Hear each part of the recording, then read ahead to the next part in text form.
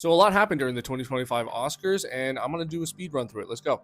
Let's talk about the biggest news of the night first, which would be Anora taking home 5 Oscar wins. And if you've not seen this movie yet, they did announce it'll be on Hulu on March 17th, so go ahead and check it out. The 5 Oscars that Anora won was Best Editing, Best Picture, Best Actress, Best Director, and Best Original Screenplay. So it took home some really big ones, including Best Picture, the biggest one of the night. Mikey Madison is the one who got Best Actress from Anora, and it is her first Oscar, so congrats to her. Sean Baker, who got Best Director for Anora, had an amazing speech, pretty much just highlighting the fact that people should still go to see movies in theaters and just trying to get people in the seats. It was beautiful. Adrian Brody took his second Oscar for being Best Actor in The Brutalist. Speaking of The Brutalist, it also won Best Original Score. Absolutely beautiful. Well, you thought I was done with The Brutalist. They also won Best Cinematography, which I don't disagree with, but I do think Dune Part 2 could have won that. Wicked took home the Best Costume Design at the Oscars, and Paul Tazewell, who was behind the costume design, is now the first black man to ever win, which is really awesome. Speaking of Wicked, the other Oscar they took home was Best Production Design, which is absolutely deserving. I don't think any other film deserved this one.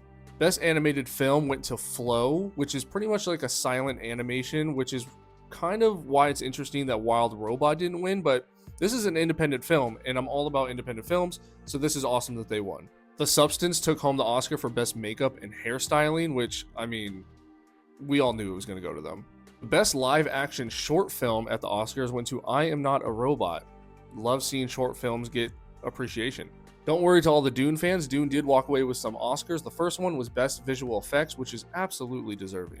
The second Oscar for Dune was Best Sound, which is also very deserving. The Oscar for Best Documentary went to No Other Land, which they do not have in the US yet, so I've not seen it, but congrats to them. Zoe Saldana finally got an Oscar, and it was for a movie I was not expecting, from Emilia Perez, but she did get Supporting Actress, which is awesome, but I think we should all just agree that she got it for Avatar, playing a Na'vi. Let's just go with that, because Emilia Perez was a... Oof. Unfortunately, Conclave didn't get as many Oscars as everybody wishes it did, but it did walk away with an Oscar. It got Best Adaptive Screenplay. And it's been a long time coming, but Kieran Culkin finally got his Oscar for Best Supporting Actor in A Real Pain. Very well deserved. Congrats to him. Full summary of the Oscars is listed right here, with Anora leading the pack with 5 Oscars, and The Brutalist right behind them with 3 Oscars, and then a good amount with 2 and a good amount with 1. All in all, I'm not very disappointed with any of the decisions. I'm really happy Emilia Perez didn't get as many as a lot of people thought they were going to get, but I do think Conclave deserved more, but I'm very pleased to see Anora won as much as it did. Movies that didn't get anything at the Oscars, which is very shocking, is A Wild Robot, Sing Sing, A Complete Unknown, and Nosferatu. The rest of them are also fantastic films, but those movies alone should have gotten something absolutely mind-blowing.